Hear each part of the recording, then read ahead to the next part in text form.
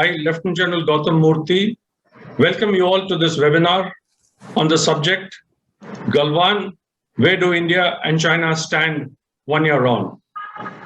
At the very outset, I request all of you to join me in observing 1 minute silence in memory of our brave soldiers who laid down their lives at Galwan, fighting the Chinese in a deadly hand-to-hand battle on this very day last year. Silence, please.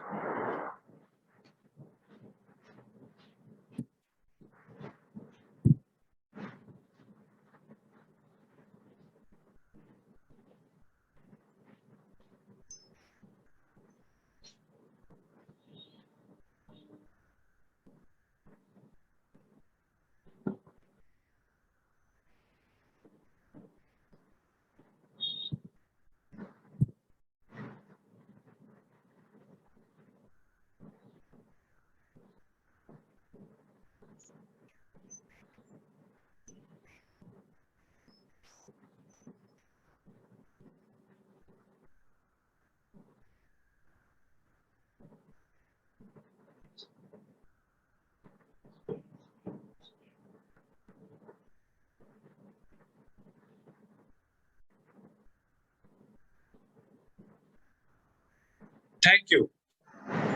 15 June 2020 is a red letter day in the annals of India-China relationship, not in a happy sense as the term normally denotes, but in a tragic sense, as it will always remind Indians of a betrayal, a literal stab in the back, while we are grappling with the deleterious effects of the Wuhan virus that was spreading rapidly across the country. This perfidy of epic proportions took place as the Chinese pounced upon the unsuspecting Colonel Santosh Babu and his men, and using primitive but lethal weapons killed 20 of them and injured many others. This was a denouement of decades of a slow build-up of trust between the two countries, albeit with hiccups, culminating with the Prime Minister of India himself expending a lot of political capital in trying to build a personal rapport with China's strongman President Xi over 6 years from 2014 to 2020. With the brutal killing of our unsuspecting troops by the PLA, the trust simply evaporated and Galwan entered a lexicon as a word that will always denote betrayal. To speak on what this has resulted in, where do India and China stand 1 year on the trust deficit, on whether we have achieved some sort of strategic clarity, and how we should view the future of this relationship, we have with us an eminent panel to share their views.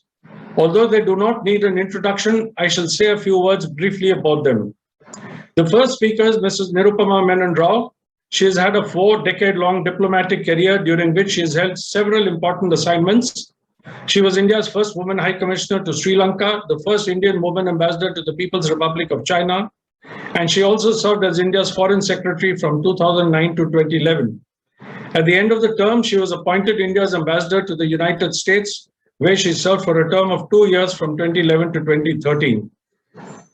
The other panelist is Lieutenant General Prakash Menon, PVSM, AVSM, VSM, who is the director of the Strategic Studies Program in the Takshashila Institution.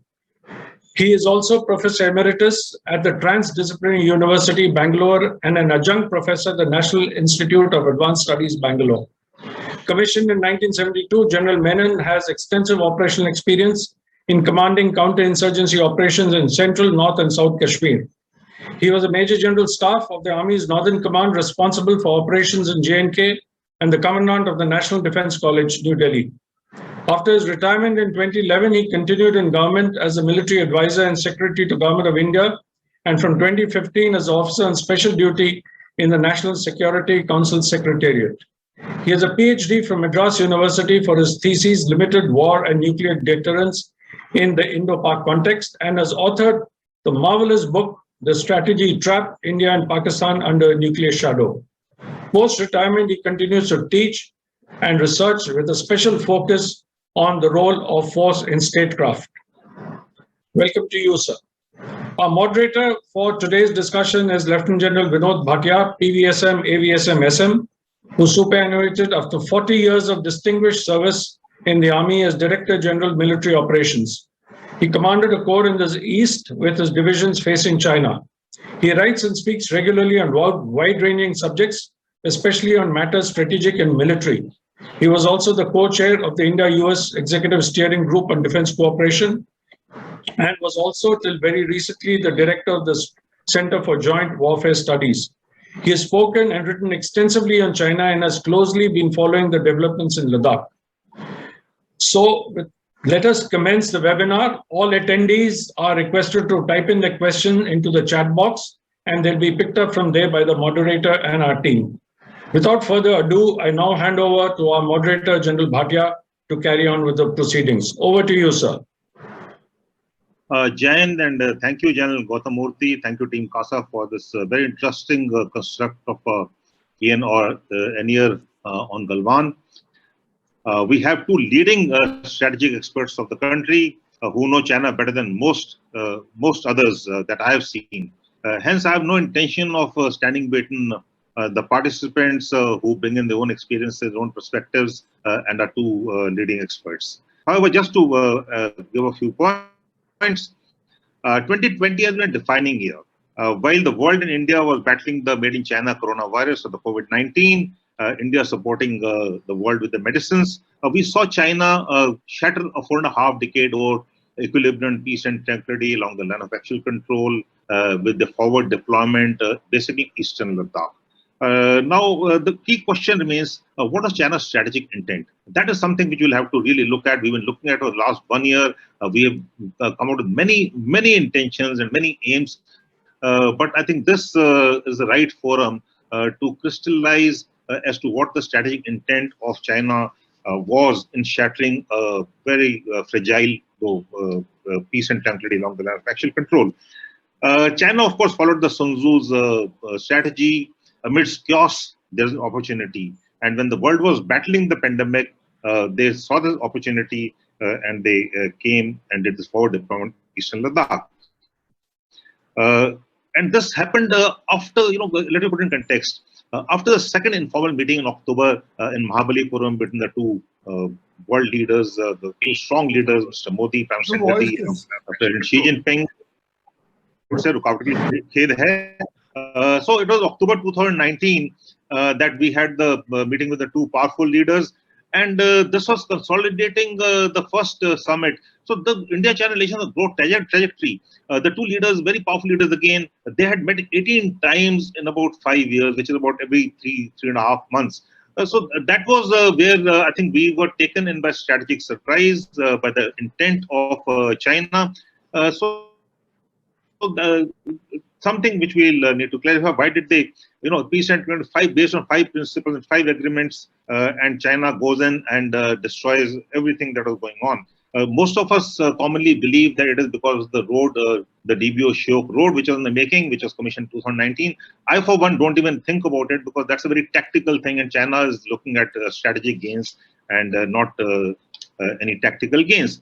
So I request the panelists today to comment on India's China challenge and also China's India challenge. What are China's anxieties? What are China's concerns? Why is China's doing what it is doing? Why? The why of it, not the what of it. The what of it is known to most of us. What are sensitivities? So that will have to be seen to get a way forward for India in all its domains, be it diplomatic, informational, military, economic domains. How do we bridge the asymmetry? China's CNP is 5.5 times that of India. China's economy is at about 14 trillion and we are at about 2.9 trillion. That's again about nearly 5 times. So how do we build that estimate? How do we build those, not build, we narrow the gaps between them? So these are some of the questions. We had a good strategy along the line of actual control. The armed forces have done reasonably well. The diplomatic channels have worked. We have followed the strategy of no blinking, no brinkmanship. Xi Jinping, I think, has changed a number of things. He took over as supreme leader in March of 2014, March 2013. And within a month, we had the Dipsang intrusion on 14th April, which lasted about 22 days. Thereafter, the September 2014 Chumar intrusions, and then 2017 Doklam happened. And I will quote Ambassador Rao that during Doklam she had written a very nice article, a paper, which says China's adversary, don't make it an enemy. I think that continues, and we'll have to see what they do. So A word about Galwan.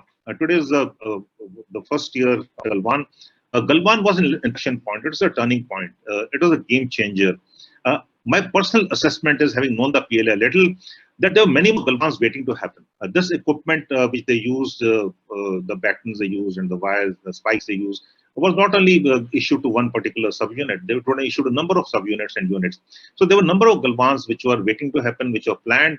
But comes Santosh Babu and his unit, their ferocious reaction, their retaliation. It's not a number game we're talking about. I'm not talking about a balance sheet that they had lost so many, lost so many. But their retaliation took surprised the PLA, and that is something which we have to respect them and we owe it to them. And since the 15th or 16th of June, we have not seen any violent actions, activities, or events for the last 1 year. So that is owed to our strengths, demonstrated strength, displayed strength, and our will to stand and face up to China along with action control. I think I'll finish over there, and I will let Ambassador Rao. I'm all yours. We await your comments. We'll follow it by General Prakash Menon, and then we'll take the question answers from the select gathering who are attending this, who are participating in this webinar. Thank you very much, and Jai Hind. Thank you, General Bhatia, and thank you to CASA for inviting me here today on what is a significant anniversary in India-China relations. It's the first anniversary of the Galwan tragedy, which happened on 15th June 2020 in Ladakh. General Bhatia said, I should perhaps put this relationship that we have with China in some context, and I would like to position it within the Indo-Pacific region. We all know how Galwan happened, or what the sequence of events was and what has happened since, and the efforts made for disengagement and de-escalation. So I would not go into that. In any case, General Prakash Menon is here, and General Bhatia, and all of you are here with whose military knowledge is far superior to mine. So I will talk mainly about the diplomatic and political dimensions of the situation we face. And I place it within the Indo-Pacific region. And we look at the position of China. China is surrounded by about 27 countries, and only 2 of those countries, Pakistan and Cambodia, are the friends of China. And the Chinese today have a rule by fear under Xi Jinping. It is an autocratic system marked by strong leadership, steady economic growth, although not as fast as in recent years, and the emphasis on stability. We are all agreed that China is overstepping and ambitious, and that there is no uncontested domain as far as China is concerned. China longs for foreign policy victories, which I would, in a sense, would draw your attention to the recent article in the Global Times, where they are calling for a symbiotic relationship between India and China. They obviously want us to hug and make up, which is not just going to happen. But this is what we see in today's China. We see this combination of hubris and insecurity, a combination of Chinese assertiveness and military strength, which is a dangerous mix, and also the development of system destruction warfare, about which all of you know much better than me, sophisticated electronic warfare, counter space, cyber capabilities, and the C4 ISR capabilities that they have honed even further. So there's no uncontested domain, as I said, as far as China is concerned. And China has had foreign policy failures all around. 2,000 years of dealing with the world, I don't think there is even one foreign policy success that China can claim. Maybe the opening to the US in 1971, which has all come collapsing like a house of cards now, of course. So with Australia, it is practicing economic coercion today. With Japan, the Senkaku Islands continue to be a source of tension and potential conflict. With India, the territorial status quo has been changed. With Taiwan, there is maritime harassment and airspace intrusion. With Vietnam, fishing vessels are being rammed. Hong Kong, a new national security law has been imposed. All in all, China is a deeply conflicted rising power. At the same time, Chinese officials see today as a period of great opportunity for their country to pursue strategic ambitions in the region. Their wolf warriors are also a feature of their diplomacy today, very much like the keyboard warriors on social media, all in all reflecting the country's bloated sense of self. But we have to accept that as far as the region is concerned, China will have crucial influence, and it's a de facto empire trying to behave as a nation state. It feels its model is superior to other nations. It has the sense of righteousness. There's an extreme centralization of power. And as a Chinese friend of mine who lives in New York recently noted, it has Confucianism as an outer shell, legalism as an inner core, and an abiding heart of darkness at the center of the Chinese state. China's BRI is another source of tension between India and China, and China's BRI is often seen as China's Indo-Pacific with Chinese characteristics. Very perilous passages are being navigated in the Indo-Pacific, and even as we move to South Asia, today there is a second sun in the South Asian sky, as the analyst Raja Mohan noted recently. The first sun, of course, India being the largest country, but the second sun is China.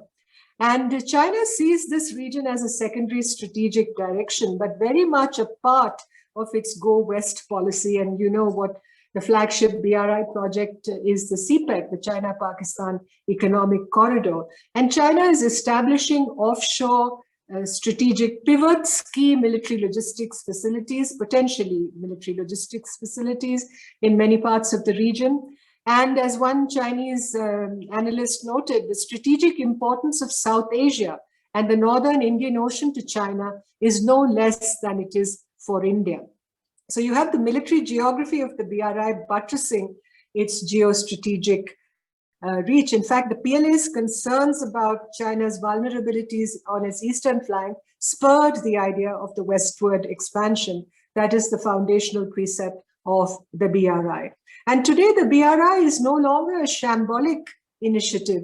It is very strategically central to Xi Jinping's personal brand, and its activity is more organized, and there are less white elephant projects, more emphasis on green technology, digital and health silk roads. So, and especially in the light of the pandemic and its aftermath, many smaller countries are intensifying their reliance on China for infrastructure financing. And therefore, we are at the crossroads today. And there is, you know, in the context of what you said, how we move forward, there is a problem about how India is to, in a sense, refashion its outreach to the region so that South Asia, which is, you know, the Indian subcontinent, 20 years ago when the book, The Tournament of Shadows was published, its authors said how at the Khyber Pass, there was a big sign which says, you are entering the Indian subcontinent. I don't know if that sign still exists, but certainly this region is supposed to be an integer. We cannot consider it as an arena, which has been the traditional bureaucratic approach to this. Of course, there are tensions in the region, and India, the tensions between India and Pakistan have prevented us from really conceptualizing an idea of South Asia and an idea of South Asian unity. And in the process, the links between China and Pakistan have grown much, much closer. And the political logic of China-Pakistan cooperation far outweighs the economic aspect of it, as you see from the CPEC, which somebody called a Potemkin village in a self-sustaining loop. So our vision for South Asia has also to change. We have to think in terms of greater integration, connectivity across many sectors, including between people, between the youth of the region, stressing open democratic values, respect for diversity, transparency, good governance. So these, are on our plate to deal with. But China's motivations are basically, it wants to establish economic dominance, curtail India's influence, and capitalize on its geo-economic position to wield leverage over these smaller countries. And also resort to a carrot and sticks policy to advance national interests with all of the countries in South Asia, excepting India. And China's disregard for territorial sovereignty in our border region, and you come to Ladakh here, and also to CPEC, is a big bone of contention.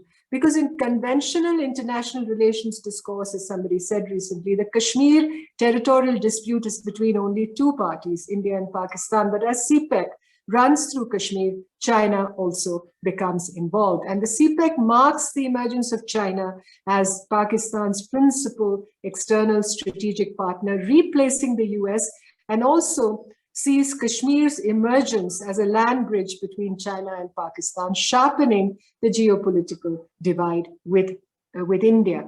With Nepal also, China's geopolitical ambitions are to connect Nepal to Tibet and exploit the trust deficit between Nepal and India. Strategic pivots in the region also include the ports of Gwadar and Hambantota. Many of our South Asian neighbors either hedge on this concept of relations with China, or they are balancing India and China against each other, or just plain and simple bandwagoning with China. South Asia is now becoming an arena for India-China competition, perhaps not in the real sense, because the Chinese seem to have taken full advantage of their geo-economic capacity to promote their interests in the region. Unfortunately, given the state of relations between China and India, we don't even have channels of communication with China on South Asia. And this also enables our neighbors to play the China card against us. All in all, I think, this is the background against which our relationship with China is being transacted today, together with our growing strategic convergence with the United States, which in a sense seems preordained given the state of relations between India and China and the post-violent confrontation between India and China in Galwan, which has further cemented these trends.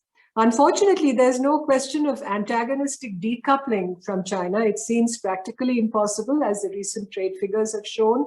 And given the extent of our linkages, economic and trade linkages with China, despite the fulsome political level intent to reduce economic dependence on China, it's not so easy as throwing television sets out of our windows. So at the moment, as another observer said, fighting, trading, talking might just become the conceptual arch shaping India's new relationship with China. What are the scenarios we can sketch? And not for me to be a fortune teller, but will the status quo persist in this highly unstable manner, or will there be a miracle of miracles, a grand territorial bargain and peaceful settlement of the dispute?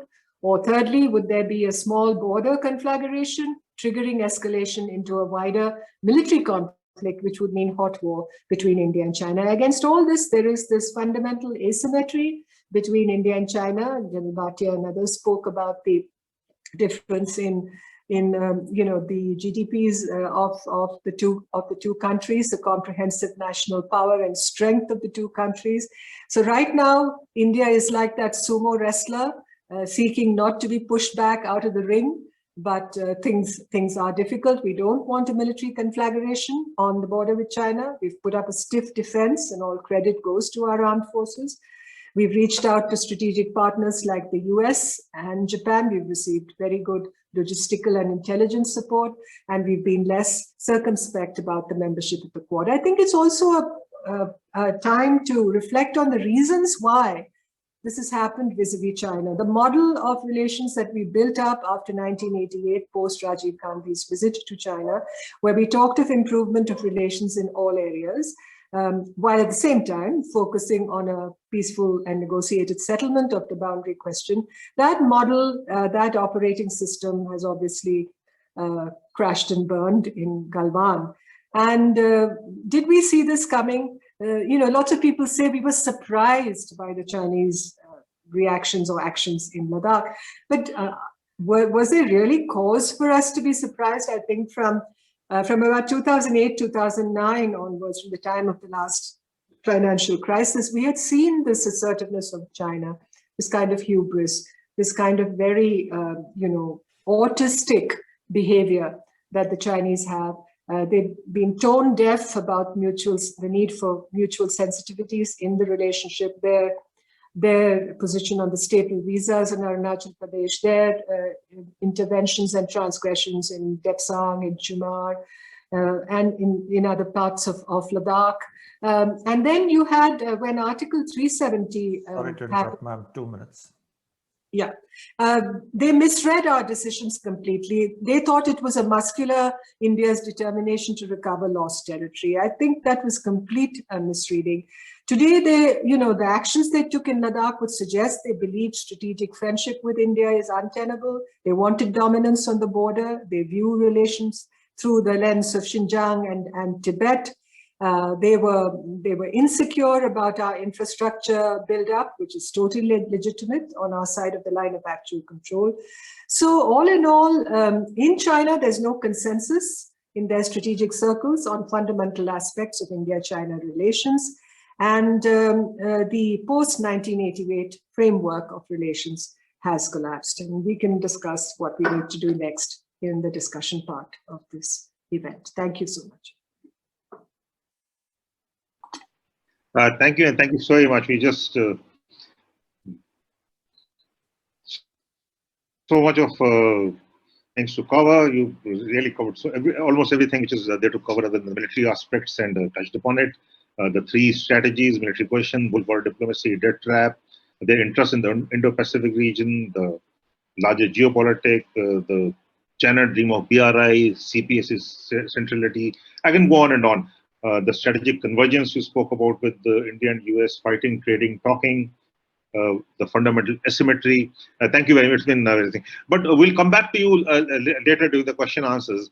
And one of the things we'd like you to address is how does India deter China's aggressiveness? Because that is something which is playing on our minds. And there are extreme positions in this which we discuss from the military option to CENJOWS option. But how do we actually what all do we do to deter China's aggressive behavior? So that would be a key question which we'll come back to later.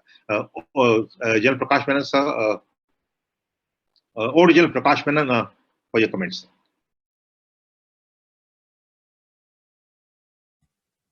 I think General Prakash Menon accidentally got signed out. So I'll try and call him and come back. Right. So, Mr. Rao, may I request you to dwell on a little bit on, what can we do to deter China's aggressive behavior in the meantime? You have covered some of it, but okay, General Menon is back. Yeah. So, welcome back. Technology and internet. So I missed the last portion, but I think so firstly, thank you, CASA, for this honor. And let me start with the fact that how did China use the Galwan incident recently? And how does it actually play between the Chinese Communist Party, headed by a very ambitious, most powerful authoritarian leader, Xi Jinping, and the other actors within China, especially the Chinese people, the Chinese military, and the Chinese Communist Party itself. So what they did recently, I think that was on the 10th of June, they had the regimental commander of the, who was a casualty of the Galwan incident, and he bore a big scar on his head, which was publicized by CCTV.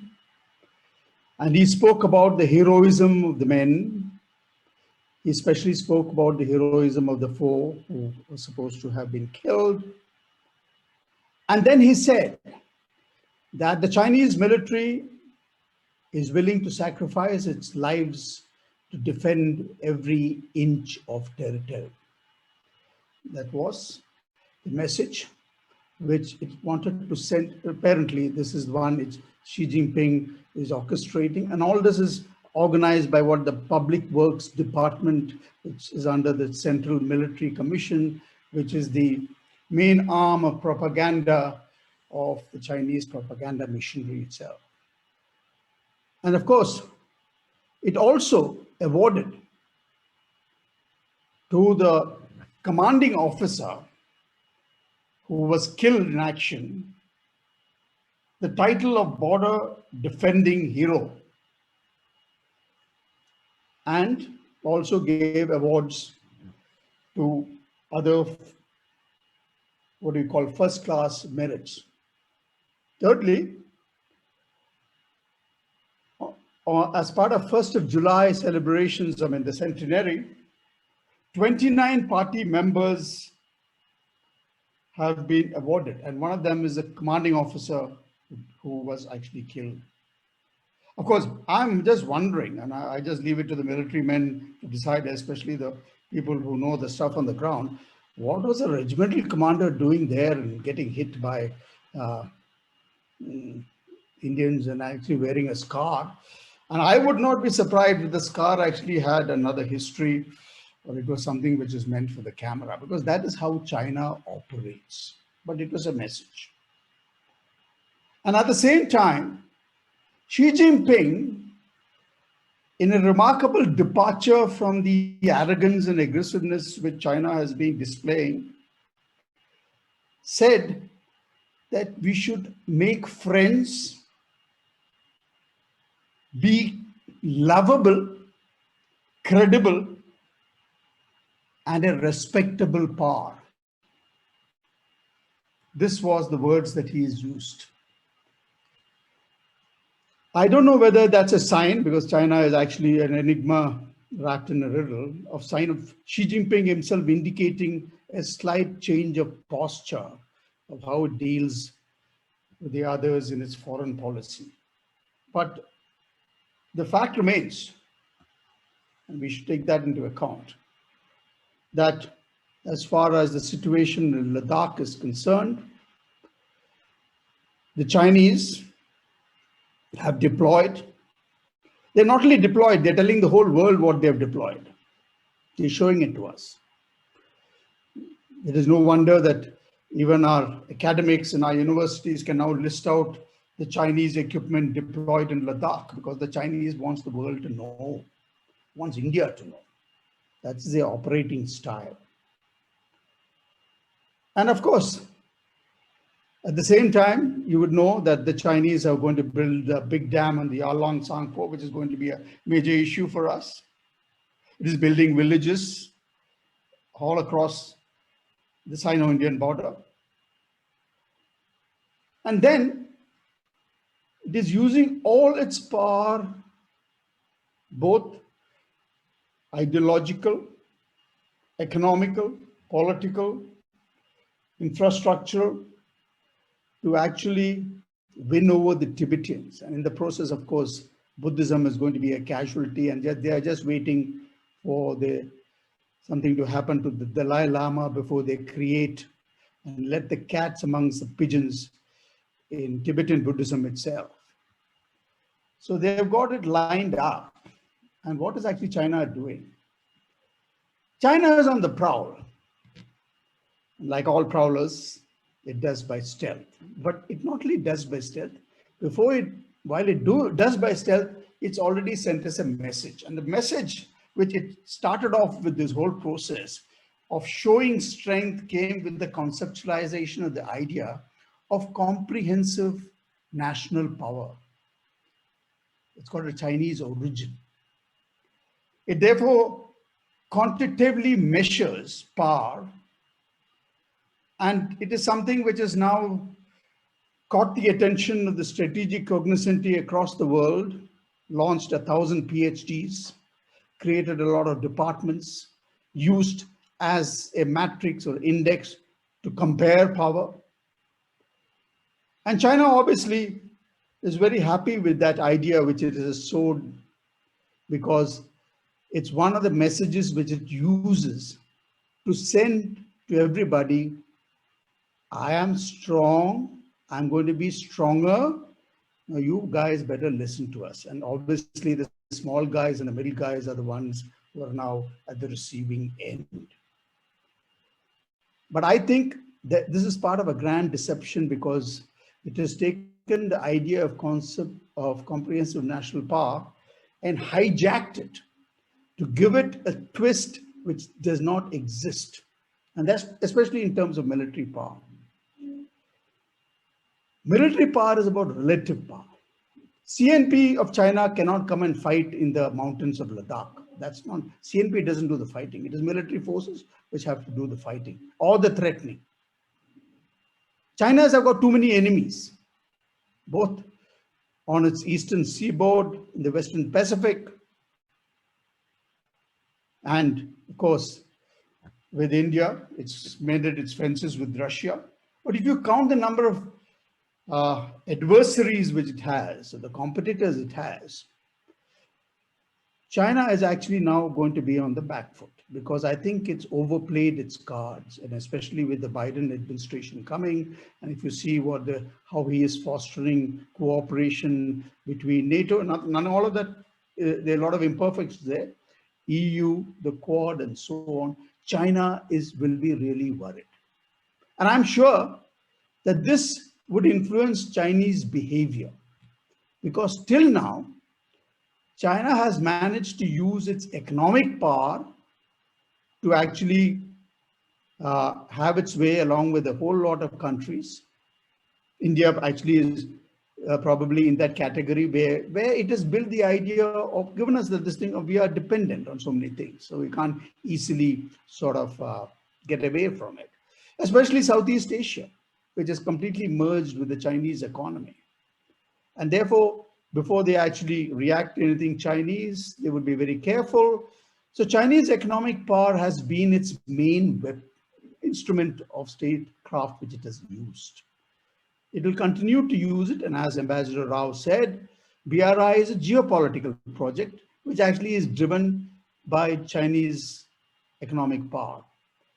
But all projects, from its conceptualization to its execution, will have its problems. So the Chinese are going to actually now make sure that the fact that the COVID-19 has affected them probably the least, their ability to buy up and influence countries through economic power will get a further boost, because a lot of countries are now going to be indebted. And there is another story about how those indebted countries are going to pay back and how China is going to get in return. Apantota is a good example of it.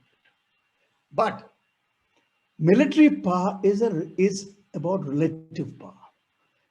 China is telling us that it's got 2 mechanized divisions opposite Ladakh. It's got so many airfields. It's got howitzers, it's got missiles, it's got the works. I mean, you see the list which Indian academicians themselves are advertising for China. It's amazing. It might be all true, and we should never underestimate the enemy. But what sort of war is China capable of fighting with us in the Himalayas? And that's a question which we need to answer. And that's a question which actually Indian military has already proved at least its mettle in this round. And the fact that we captured Kailash range, the fact that given it back is a different story, it just goes to show that our ability to operate in high altitude cannot be downgraded because China's GDP and CNP is much before us. There, it is a different ball game altogether. And I think we need to make this difference. And I think our political leaders need to understand that China will threaten. China will tell us that they're going to do this, they're going to do that, but they won't, because they can't. If we just look at the calculations of the Chinese troops in Ladakh and look at the infantry complement, and I have an infantry panelist also with me. If you want to, you can have tanks and so on. It's good. It's got a lot of photogenicity. It's got aircrafts have got photogenicity. Aircraft carriers have got photogenicity. You can fight people with it. But if you want to capture territory, then I'm afraid at the end of it, after your tanks move in and do whatever you want, you need infantrymen to hold the heights. And those heights are formidable. Those heights require infantrymen to hold it. Of course, they can throw a lot of firepower at us, but to hold ground, you need infantry. There is no other way to do it. So China has been using all its technological products. And It's a very impressive array. I'm not for a moment saying so, and we should not ever say, sure, I mean, think that it's less, it won't take. That's not the point I'm making.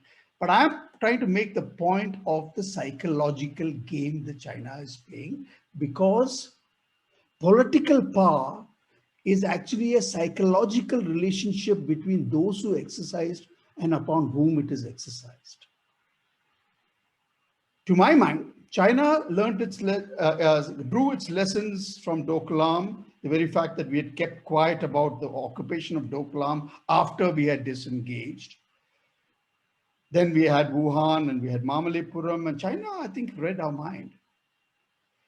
And China probably would have, I don't know, would have nearly got away with it if not of Galwan, where actually, if you remember the statement made by the Prime Minister, which is retracted later, but it's on YouTube even now, goes to show that they read our mind and probably thought that as long as India can declare victory, they can actually needle us. And I think that's one thing which we need to be careful about. So the point is, we are now in a psychological game. The Indian military and the Chinese military are deployed. It doesn't seem to show as to when we're going to disengage, de-escalate, whatever we want to call it. But the point at issue is that he will threaten us. He will probably pressurize us, because I think we need to understand how Ladakh and the northern border figures in the larger game, because it is the larger picture which we have to play to. India cannot play to the tactical games. The tactical logic cannot actually, which was built on to what do you call, wag the imagined military political dog in Ladakh, that they're going to actually link up with the cut off Siachen, link up with the CPEC. Those are good narratives for the Chinese to tell us. But anybody who knows about supplying an army across the Himalayas would probably take care, because they can come across, but to maintain themselves across the Himalayas would be practically a very difficult one. And why would the Chinese want to do it? They're not interested in the territory. This is not about territory at all of Ladakh. This is not about settling anything on the border. I mean, this is about using the border as a pressure point in the larger game.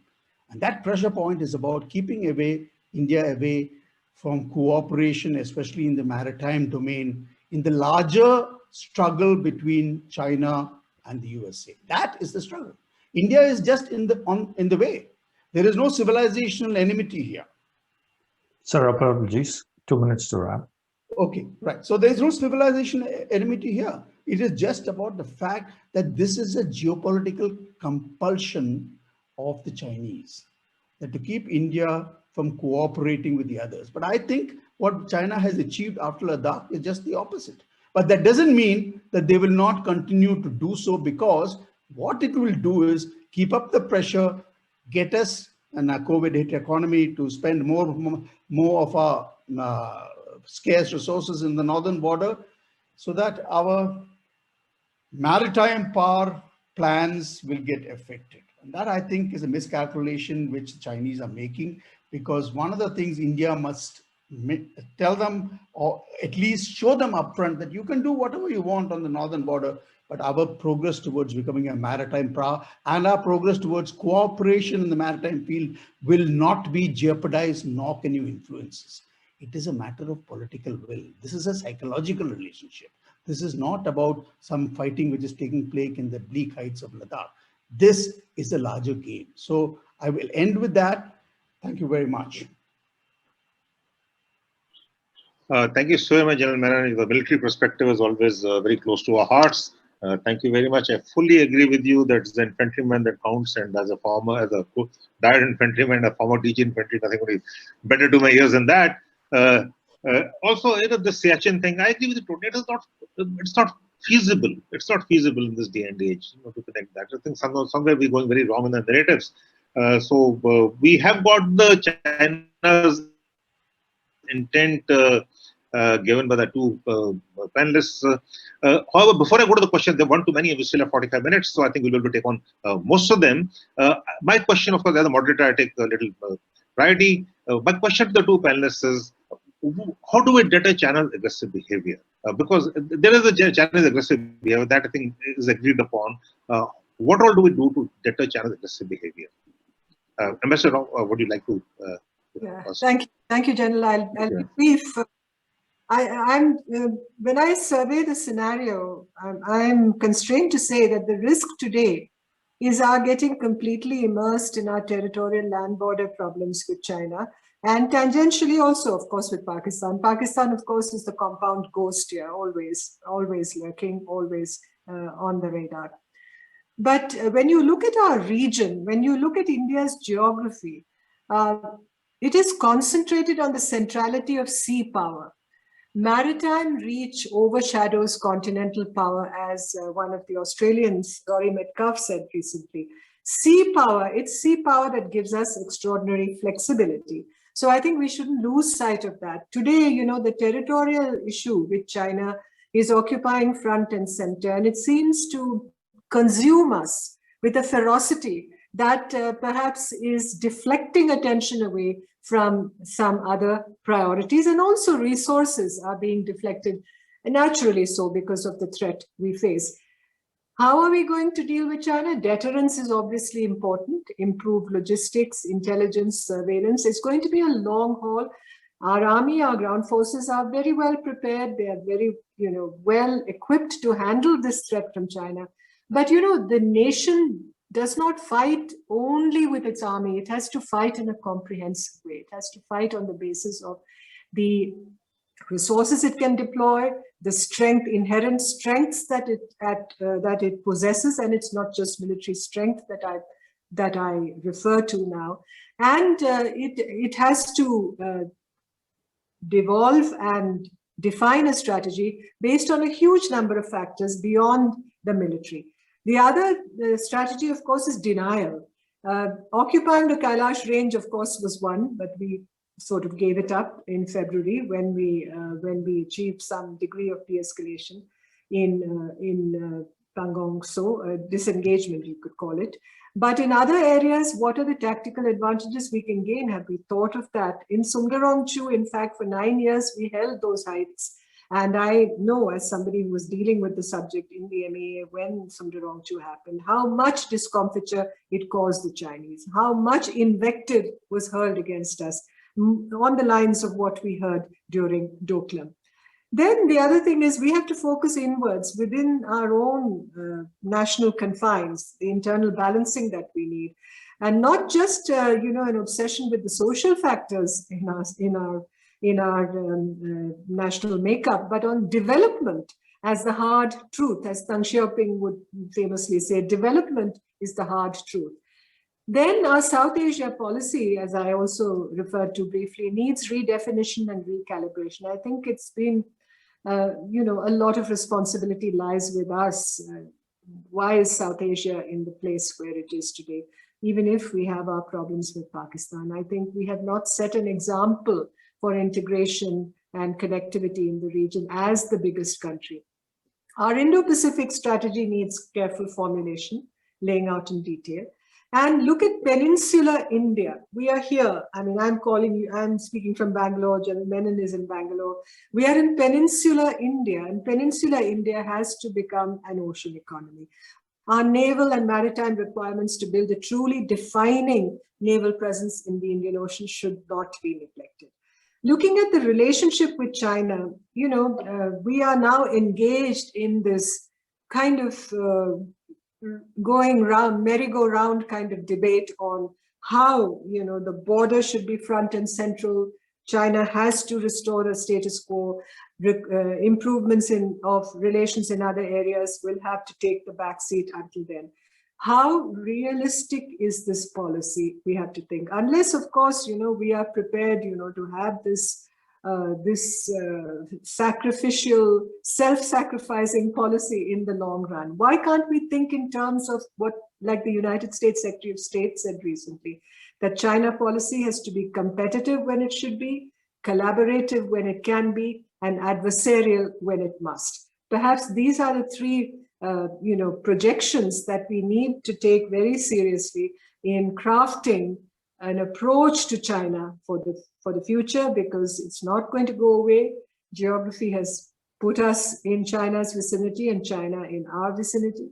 And we have to come up, just being in the Quad is not going to solve our problems. Ultimately, we will have to face this challenge from China head on, and it has to be a multi-pronged strategy to deal with. Thank you. Thank you. Thank you for saying that Quad is not the one-stop solution to everything. We'll have to face it ourselves. Thank you very much. Gentlemen, yes. So let me just start from the ambassador's thing about, I think without resolving or let's say reforming our governance systems, I don't think we can actually do what we want to do, because it is not that we do not know what should be done. As usual, it is we can't get it done. That's actually been a problem. And governance systems are, the very fact that what we have done with vaccination itself is a reflection of what is happening to the acquisitions.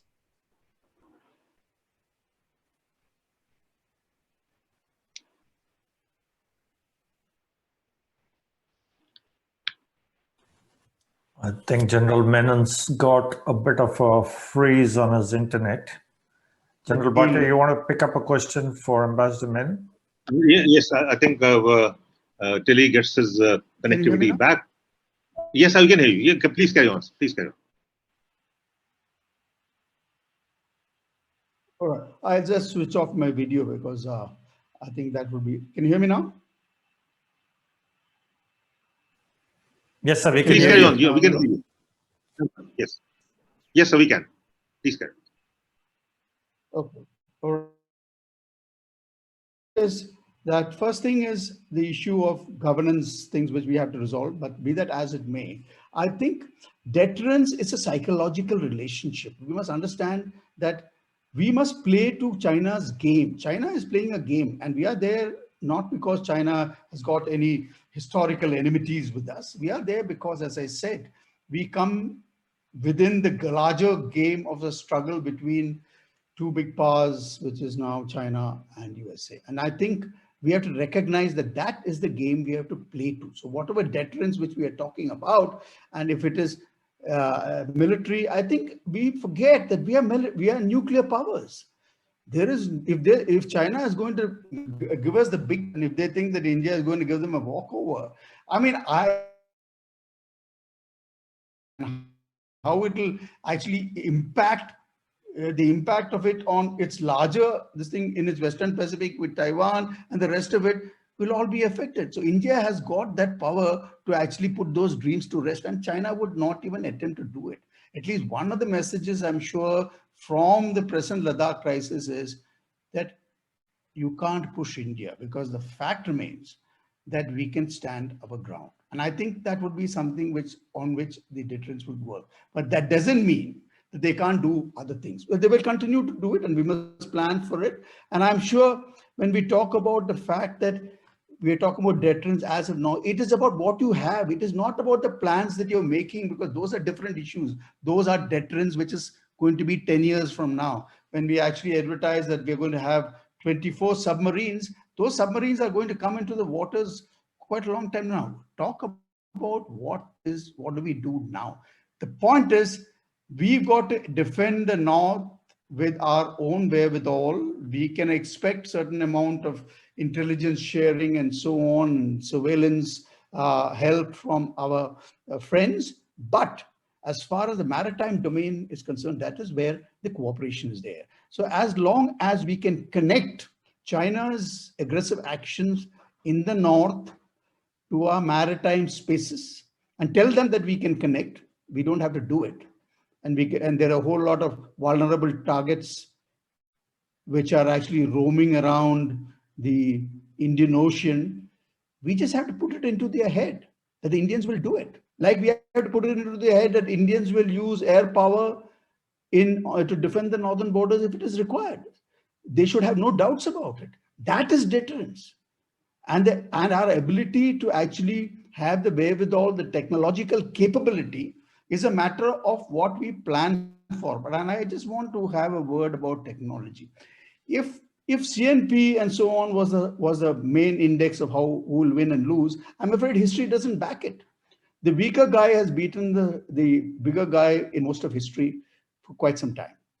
And surely the Americans and the Russians in Afghanistan, the Vietnamese in Vietnam against the French and the Americans, and look at it anywhere. The fact is, we have got geography on our side as far as the northern border is concerned. We have to leverage that geography. And if technology is not available, then we have to fight with the fact that we are not able to master in technology. Technology is not the main determinant finally of war. It is a determinant of battles, yes, but not of wars. Wars are a different thing altogether. That is why the Americans are going away from Afghanistan, because if that be the case, they are fighting the lowest level of technology with the Taliban, with the most powerful nation in the world. So let us not be carried away by what the Westerners are telling us, that they are the most, technology is the only thing. There is more to war and battle than technology is, I think, what we have to remind ourselves. And we must stop borrowing ideas easily from the West, because they are a technology-oriented society. We are not there as yet, and we can't afford it also. So we first must learn to fight with what we can afford. And that is where India's brain power comes, because it's a matter of how do you actually organize yourself. And that is the thing about military power. Military power is a reaction situation. It is not like a surgeon who's operating on a patient lying comatose. That is not how military power is. Battles are fought or wars are fought. So India has, and I'm sure that our military leadership should be able, they should at least plan for the fact that India's economy is not going to make available the type of economic wherewithal which they would demand. They will get promised. I mean, right now, the defense minister has told most of the ministries to cut down 20% of the budget, but that must be a passing phase. The fact remains that we must now cut our cloth to what we can afford. And that is not something, and we can continue to say, because the political leadership also has to take the call, that they need to prioritize security. They seem to be spending a whole lot of money like Air India and so on. But I think if they can just prioritize what they should, which is health, education, and security, they would do a good job. There's a case there also. So while, from my experience, I don't think the politicians are going to do anything like that, the military should be prepared to actually have their budgets cut. But that doesn't mean we cannot fight. And that, I think, is the most important thing to say. So deterrence is about telling them that we can hurt them. We don't have to hurt them equally if they try to hurt us. That capability, I think, we should have. Thank you, sir. Thank you. And so deterrence and domination of the IOR would deter China's aggressive in the northern borders, definitely. We have a whole lot of questions. I'll request the panelists to be to answer this question. Some of them have already been answered, actually, because they were written, I think, before the panelists would complete their comments. The first question was, so I'll go as per the seniority of the timing of asking the questions. First question was Lieutenant Amitabh. He said that India-China relations are of global significance, but why is the global commitment of the Western Bloc weak to India's issues concerning China? India's border with China is of little significance to the main actors. What is the take of the panelists? And that this question for Ambassador Rao. Yours, ma'am.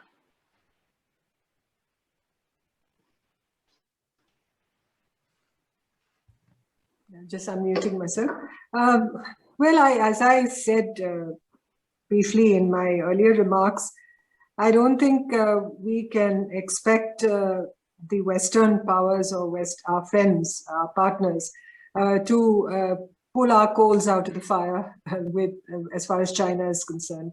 You know, this dispute that we have with China, everybody, dates it now to Galwan, but this is a legacy dispute that we have with China. It is over 60 years in terms of chronology and age that this dispute first arose, and we have failed to resolve it. Both countries, I think culpability rests with both countries. Even today, of course, words like betrayal, words like, a failure, words like being shortchanged by China. These are all part of the lexicon that we use when it comes to very subjectively looking at the whole range of our problems, the problems between India and China. People, I think, need to have more of a historical perspective about this problem.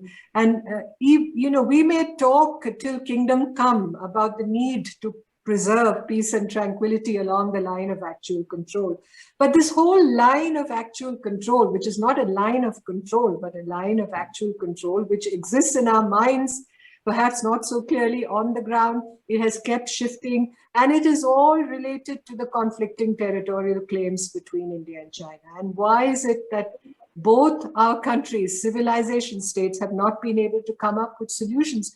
Of course, finger pointing is very easy. From both sides it goes on. Both sides have failed to exhibit the maturity and the tolerance and balance that is required to solve these problems. So I think ultimately, let's turn the searchlight on ourselves. Let's not wait for the Western countries to come up with a formula or come to India's defense. I don't think we need that. India is neither poor nor is it defenseless. May I? Yes, sir. Yeah. I think we need to note the fact that as far as it suited China, they kept the border as quiet as possible.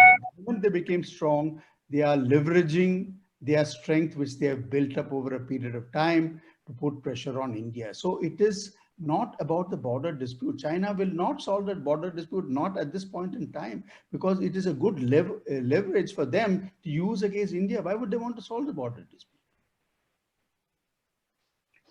Right, sir. Before asking a question, there is a comment by Admiral Anil Chopra, I think. He said that if we have to cut a coat with a cloth presently given to us to tailor our maritime response, then aspiration have to give way. I think he's got a point out there, because our resources are limited, and we will, with the COVID situation, the armed forces especially will have to be asked and tasked to do more and more and less and less. So I think he does have a point out there when we talk of the military response. Coming to the next question is by Mr. Pratik Prakash. Sorry if I can get the rank wrong. What will it take to create multiple threats for China in multiple domains using alliances? So I think the question is more of binding to balance versus strategic autonomy. Ambassador Rao, please. I think I've already answered this question when I spoke Yes. how we move forward. So I think I'll pass. Right. Okay. Then we have. Would you like to comment on this is a very question on the ground, and the gentleman has requested to take it on. The desirability of pitching it at the very outset of the counter to the BRI. What do we do with the counter to the so both panelists? What do we do with the counter to the BRI? Do we have a counter to the BRI? The BRI is China's dream, like you rightly said, Ambassador Rao. It's a China dream, and CP is central to it. So how do we go about seeking alternatives to the BRI, and especially in the South Asian context? Yeah, I think, General, what I said was that the BRI was the Indo-Pacific with Chinese characteristics, whatever that may imply. I was looking at the list of questions, and I noticed that Ambassador Saurabh Kumar had asked a question about the Build Back Better World B3W strategy that had been announced G7 summit. So maybe that is a kind of the alternative vision to BRI. Would India be a part of it? I don't think India has foreclosed the option of being a part of it. I think when one of our senior officials was asked, they said they're looking at the plan and then they will decide how to move forward on it. But as far as infrastructure needs for the region are concerned, I think, we have to take a cue in terms of how the Southeast Asians, we keep talking about ASEAN as being central to the Indo-Pacific, but nothing we're saying or doing on the Indo-Pacific and taking on China, especially where the Quad is concerned, is thinking of how ASEAN would react to this, because the ASEAN countries, Southeast Asian countries, are going to be at the fulcrum, at the nucleus of any tensions that arise in the region, conflict that arises in the region, if, this classic Mahabharat between China and the US were to happen, which is how all competition is being structured today. As far as participating in such, whether it's the Blue Dot network or a coalition for disaster resilient infrastructure or this B3W, I think India should keep its options open. Ultimately, I think, look at Asian Infrastructure Investment Bank. We are one of the biggest stakeholders there, and that is really a Chinese creation in many ways, a Chinese inspired sort of organization. So in terms of our autonomy, strategic autonomy, as we like to call it, I think India should keep its options open, but ultimately, the problem doesn't go away easily. I agree with General Menon. China is not going to solve the border problem with us, but I think it's time we took a close, hard look at all these issues that confront us and understand that, these are not going to go away so easily. Our friends and our partners are not going to come up with an abracadabra to solve all this. We have to strengthen ourselves internally. We have to move with deftness and dexterity when it comes to our external relationships, and ultimately face this problem that we have with China on the border, understanding that it is not going to go away overnight, that the train has already left the station in many ways. We are not going to see a border settlement in my lifetime, at least, in many of our lifetimes. And therefore, it will be a question of how to keep juggling with all these challenges in the air. Thank you. And there's another question also, and it's very, should India adhere to that long-standing one China policy? No, we need to reset our China policy after what's happening in 2020. So do we adhere to our one China policy? And what are the pros and cons for this? What dog do we have in the fight as far as that is concerned? I would put it that way. I mean, we have sympathies towards Taiwan. We obviously would not like China to swallow up Taiwan. We would not like to see a war in the Indo-Pacific erupt because of Taiwan. What are we going to do if that sort of conflict happens? Are we going to throw in our forces, our support behind the Americans or the Taiwanese? So that's not going to happen. So I think at this moment, I don't believe that question stares us in the face, that we have to redefine or somehow reconsider our one China policy. On that count, I think look at the whole issue of Tibet. We kind of gave away Tibet on a platter to China in 1951. Not that Tibet was ours at all, not at all. But what I'm saying is Tibet had some, by any internationally legal definition, it did possess an autonomous status. It had enjoyed a degree, a very pronounced degree of independence from 1911 to 1951, and it was all thrown away. We decided to do that. And are we going to reconsider that? Obviously, these things are now not so easy to reconsider. So I think I think reconsidering a one China policy may not be politic at the moment, especially we have enough on our plate to deal with vis-a-vis China. This doesn't mean that this is a measure of our pusillanimity. No, not at all. It's not that, but it is a measure of our pragmatism. Thank you. Just for the information of the participants, Ambassador Rao has written, publishing a book, Tell It on the Mountain, India, Tibet, China, 1949 to 1962. We look forward to the book. I'm sure this will cover the aspects of Tibet we're talking about. Thank you, ma'am. Okay, there's another question. There's an article which the General Menon published today, and it is a very direct one. So the question is based on that. Says the question, Ambassador Rao, the different General Menon article is quoted, is it don't annoy China policy. Can our foreign policy shift from a differential and appeasing one towards China in a more realistic and effective one without being muscular? The question from Mr. Prohit. Is that for me? I don't think. Yes, it's. Well, I wouldn't use the word appeasement.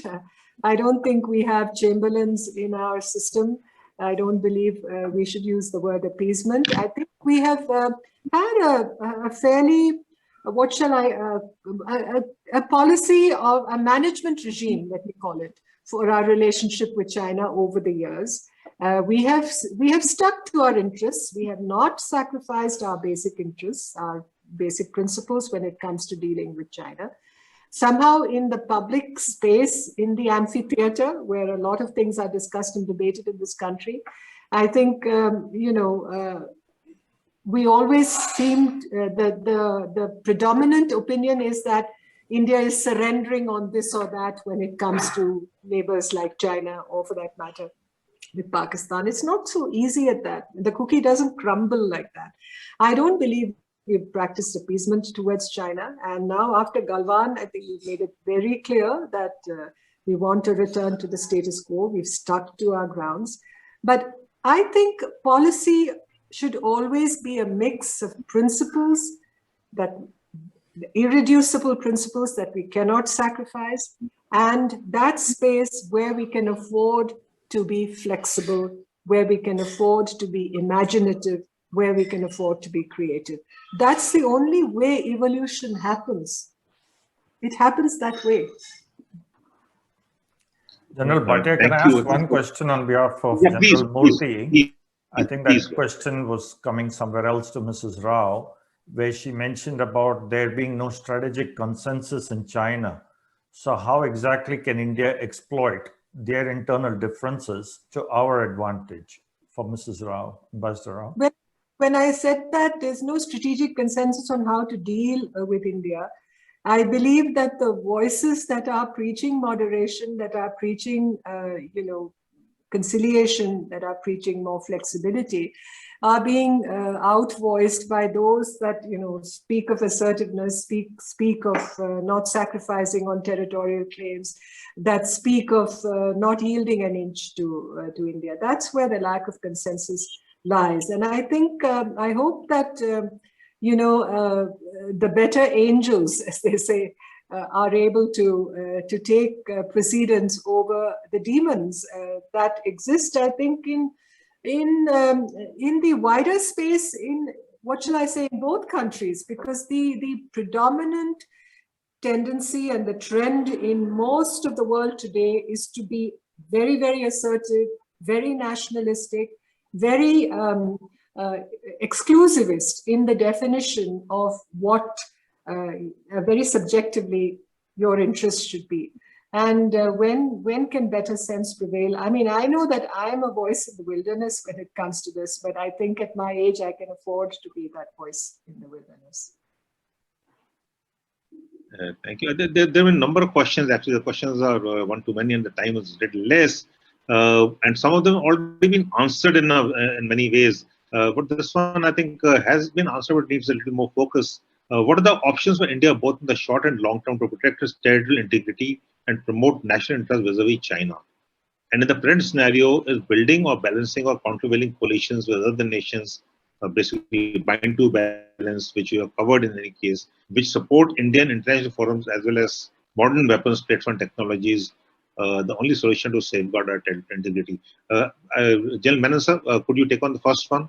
Yeah, territorial integrity, maintaining it with the resources that you have, is actually the task of generalship, and that's actually a matter of detail. The fact is, I think we are quite capable of doing that. China can bite here and there, and that's that we know because of the length of the border, the fact that our infrastructure doesn't match it. But we can also pay them back in maybe not to a certain extent, same extent, but we certainly can actually put them into an embarrassing position. And that, I think, would be sufficient for deterrence itself. So it is the main thing which we have to actually get over about territorial integrity is about the problematic about how do we actually protect every inch of territory and yet be prepared to fight a war or a battle. There are two different things in that sense. So I think we now need to realize that we need to switch from what we were thinking before when the border was actually quite benign, incidents were few, to a situation where we need to make sure that we are not policing, we are actually manning a border which is completely active. And one of the first things which we need to do is to convert the ITBP battalions on the model of the Rashtriya Rifles and put it under command the armed forces. I think That itself will provide a lot of relief. It is an outdated notion that you need police forces to guard the Sino-Indian border.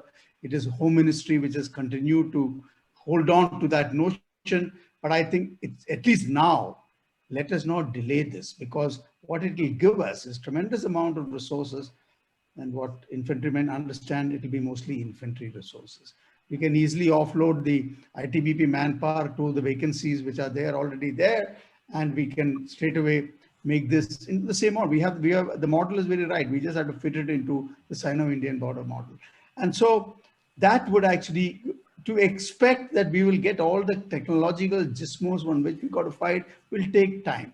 So our tactics, our doctrine must now move away from what we think is the high-tech war which China is going to fight, to actually get to this thing how low-tech people who's this technological gap can still fight the high-tech guy and win. That is the challenge of Indian military leadership. And I think if we can do that, we'll keep our borders safe.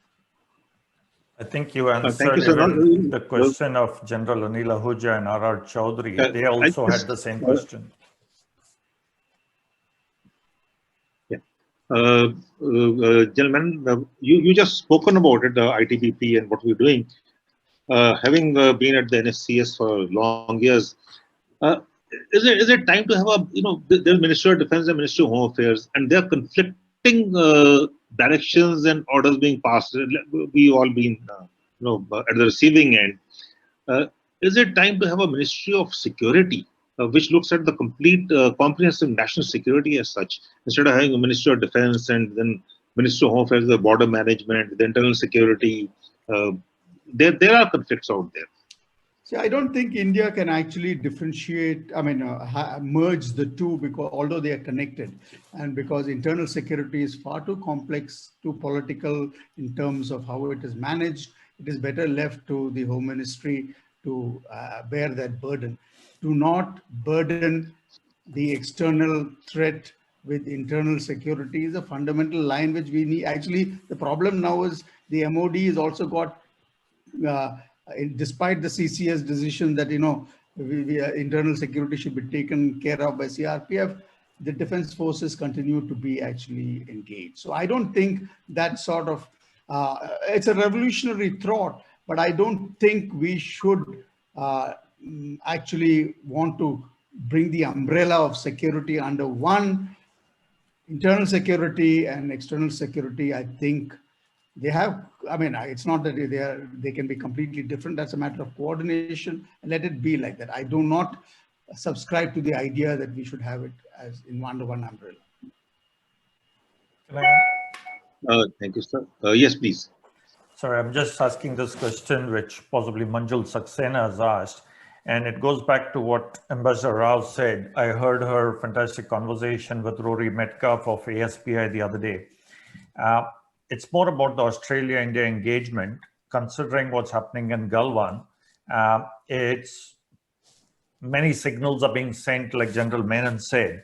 It's quite possible, going back to what General Shankar had written, that what's happening on the East is more a reflection of India's policy on the West, of the statements that India said about taking back POK and Gilgit-Baltistan.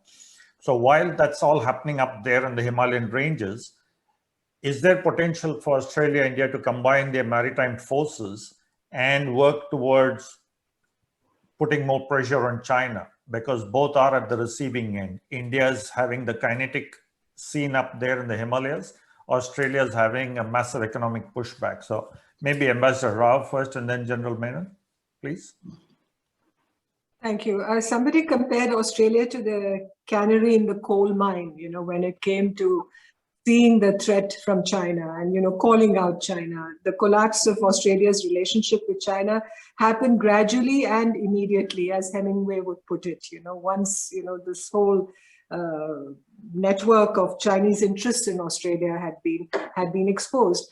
Looking forward, I think when it comes to Australia and India collaborating, just as Australia and Japan are collaborating so closely today, I think Japan is the cementing factor, I think, in this relationship between Australia, Japan, and India. And I think we should look in that direction to see how we can network, a coalition of shared interests between the three of us. Even, as I said, you can trilateralize interests within the Quad, just as you can bilateralize them also. So we should be open to the options of various patterns of cooperation emerging on these counts. Ultimately, I think all of us are intent that China's ambitions, we need a settling point for those ambitions. They cannot just be allowed to grow untrammeled. And it's just with the growth in the relative power vis-a-vis China of countries like India, countries like Japan, Vietnam, Australia, that is going to create that balancing tendency that we need in this region to be able to hedge against China. So that is the caucus, the coalition of interests, together with alignment towards the ASEAN outlook, rule-based order, respect for sovereignty. All this, I think, needs to be done within the region, and neither China nor the United States, as has been said, can possess our futures. They cannot possess our futures. We have to take possession of our futures. Ultimately, over the next few years, it cannot be, that thought cannot be avoided. The assessment cannot be avoided that China's internal challenges will multiply. China's growth is going to slow down. Its population is going to age. So, right now it believes in its own propaganda, China, for an image that the CCP, the Chinese Communist Party, provides for them. We don't have to be too mesmerized or taken in by that, or follow any line that suggests that we are overwhelmed by that. Ultimately, I think our destiny, India's destiny, is to be a leading power in the Indian Ocean. As I said, that is dictated by the geography of our long peninsular coastline, our island territories, as in the Andaman Islands, Lakshadweep, for instance. So let's look at how we can realize that vision and create, a strategy that buttresses our interests to become that leading power in the Indian Ocean. General Menon, you want to wrap up? Yeah, I just want to say one thing which probably, I think one of the things that we need to do, and that is to do with the fact that the Andaman Nicobar actually is the greatest geographic gift in this whole game. And we need to leverage this as much as we can, whatever resources that we have. And maybe the first starting point we make is give the Andaman Nicobar command back to the Navy. And I think that would be a good idea to start with. General Bhatia, one last question and then we wrap up. I'll leave it to you. I think it's a question. It's an excellent suggestion by L.V. Krishnan. I'll read out what he says. The relationship with South Asian neighbors is important. How can the relationship be made stronger? The people on both sides know little about each other. Can we cultivate it by introducing studies in several of our universities on the language, culture, history, and traditions with each of them? What stops us doing it? Now, what stops doing is, I think, is well known. I have a suggestion for the convener and the members of the CASA.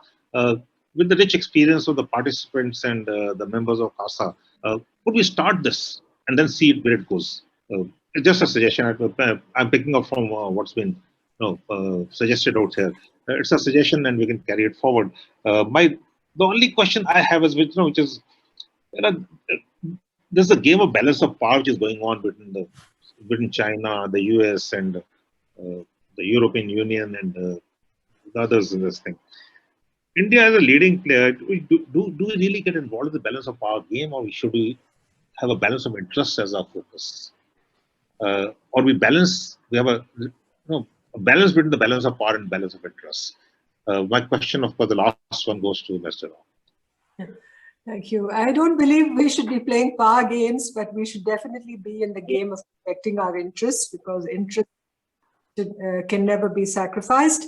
Interests need to be protected. Interests need to be advanced. I think that is probably the best way forward. And when it comes to that question about South Asia, I think in India, we need to get out of that India-centric approach when it comes to South Asia. As I said, we need to think of South Asia as an integer, not as an arena, but as a region. And that should be our approach. It can't be that, as the Hindu newspaper had an editorial on this last year. It said South Asia cannot be the centralized Jambu Dweepa. It can't be the mega state of the nationalist imagination in India. Ideal South Asian regionalism is about devolution, it's about federalism, it's about strengthening local democracy, and the sabotaging of SAARC, which lots of people here consider a victory. It's a very feather-light geopolitical strategy. In my view, it fails to consider that regionalism, integration, connectivity can bring potent growth to our peripheral regions. And when we talk of peripheral regions, we are talking city. Thank you. General Menon Rao, final comments. I think all I want to say is that from what has happened till now, I hope the Indian political and the strategic community will jettison our idea of what China is about, what China, and not China, China's Communist Party is about, and what they are trying to do in the globe and how we are getting affected. So we will no longer be deceived as we have often been in our history. And I think it's time that we revise and hold, and I would agree that we are neighbors, we should be competitors, we can be adversaries sometimes, but it's not the fact that we want to see their demise, neither should they be seeing our demise. So from that point of view, I think we need to look at China differently from what we have so far shown, what we have done. If you look at 2014, I was there at the Rashtrapati Bhavan when the Tibetan leader was actually part of the swearing-in ceremony of the Prime Minister. And then we had a whole lot of about turns which went along. We don't seem to learn our lessons, and I hope now that will cease. Thank you very much. I think it's very interesting. The panelists have really, got our minds thinking. Not that we're not thinking earlier, but so many thoughts have come in, and the fact that we have had so many questions which remain unanswered, I do feel that CASA could think of having one more session on some of these questions, because these questions really are, they need to be answered and they need to be discussed. There are no answers actually. They need to be discussed, and we need to find optimal solutions to all these things. I thank the two panelists, and I also thank all the participants. Thank you very much indeed, and thank you to Team CASA for organizing this. Over to you, General Gautam and Mrs. Martin Chan. Thank you, sir. On behalf of Team CASA, I thank Mrs. Nirupama Menon Rao, General Prakash Menon, you, Sir, General Bhatia, the core group of CASA, especially Mr. Mahadevan Shankar, Mr. Irfan Malik, and Ms. Barnali Singha Roy, our technical team, all the members of CASA, and above all, the audience of today's webinar. We've had a fascinating discussion and some very excellent questions and answers. As General Bhatia said, regrettably, we could not take on all, and we well look for probably another webinar because China is active. The subject itself is so dynamic that we will surely be having a webinar shortly on this. Today we had crossed the maximum number of 100 attendees, and I'm told from July onwards, Zoom is going to give us the attendees up to 500. But nevertheless, our technical team was sharing the webinar live, and for those who have missed out, a recording of the webinar will be uploaded onto the CASA website today. Today, 15th of June, the Galwan Commemoration Day. I think it's a good idea if we visit this subject on this very day next year and take stock of the situation as would be obtaining then. We can compare the discussion we had today to the discussion that we'll be having 1 year hence, and we will see where we have reached. In the end, thank you all very much for your interest and your patience. It's been a wonderful webinar today. On behalf of CASA, once again, I thank you all. Good night and Jai Hind.